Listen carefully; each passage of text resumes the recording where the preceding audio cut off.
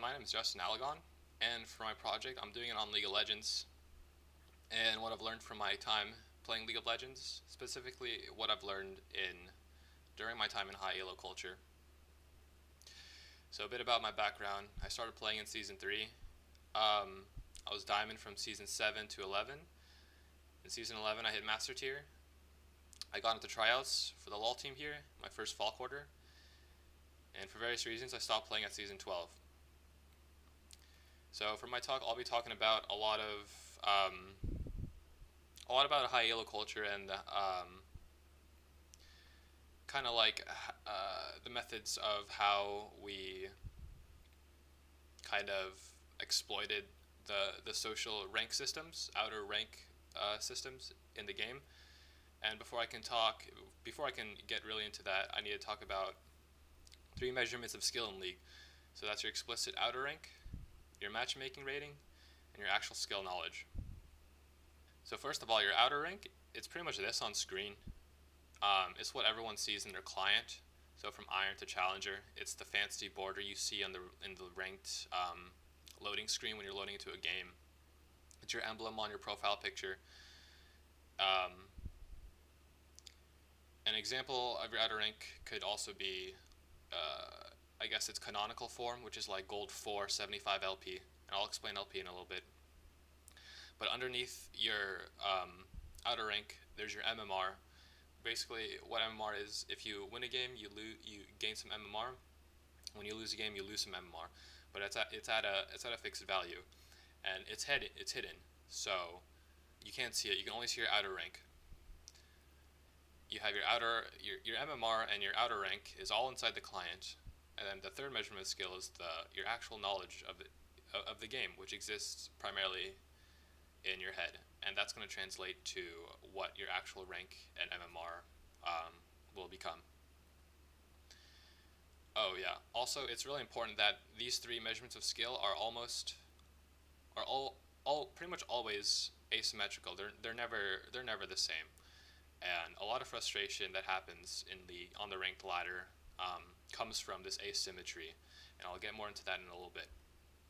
So pretty much when you win and lose a ranked game in League, you gain and lose LP points, and the amount you lose or gain is determined on your MMR relative to your outer rank. So when your MMR is lower than your outer rank, it's going to compensate by making the player lose more LP than gaining, because it doesn't want the player's outer rank to be higher than the MMR. It's always trying to gravitate your outer rank to what your MMR is. So when your MMR is lower than your outer rank, it's going to result in you losing more LP than gaining, which is going to lead to a lot of frustration. And this is a common phenomenon, not just in League, but in like any other elo system like this in competitive games. But some people in high elo culture have devised a method to circumvent this frustration, and I'll get into that. And the answer to that, to circumvent this frustration, is this concept called dodge queuing. So before a ranked game starts, you're in this champion select screen, and if you leave the champion select screen, you're gonna dodge it, which means that you left the champion select screen and you're going to lose some LP. You're going to lose LP as punishment, but the important thing is that you're going to lose LP, but you're not going to lower your MMR. And what some high elo players have discovered, that if you keep doing this over and over again, it gives you a chance for your MMR to catch up to your outer rank and also even surpass it, which means your MMR is higher than your outer rank, which is the opposite. So that means you're going to be gaining a lot more LP than you are losing. So, for example, plus 11 minus 22. This was actually my ratio when I was in master tier for the first time, which sucked.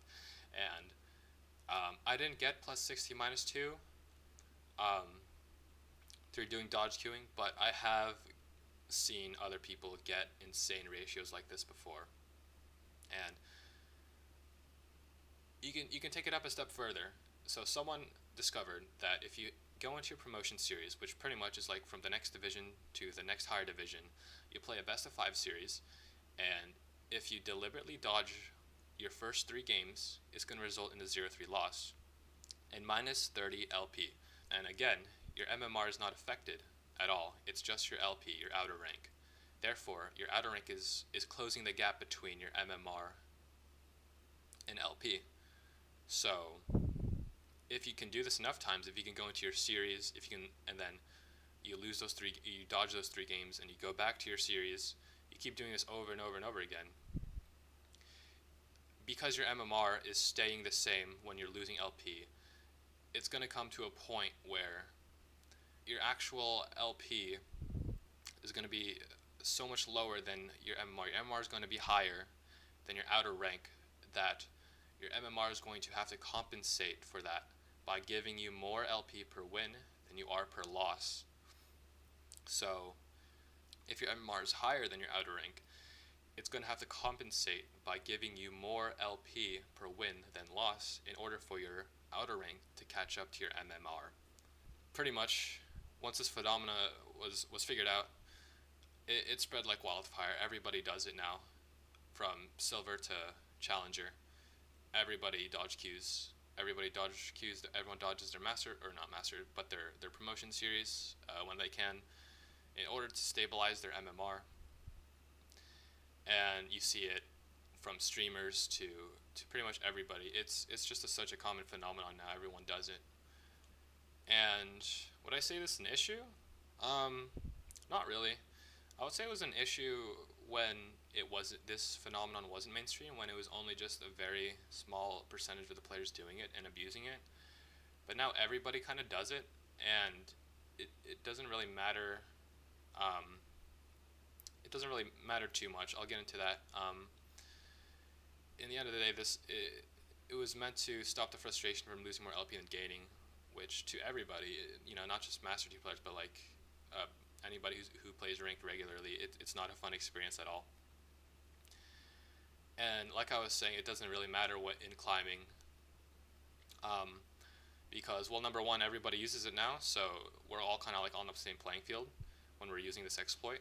And number two, and most importantly, dodge queuing and other exploits are never a replacement for hard work and dedication when it comes to climbing in League. So pretty much, if you ask anybody in any game who's a very a high elo player, who's like top 1000 or whatever, they'll tell you the same thing, that LP gains and losses don't matter. It's your actual skill level that does. And so you should not worry about your LP gains and losses, because it's that third measurement of skill, your actual skill level.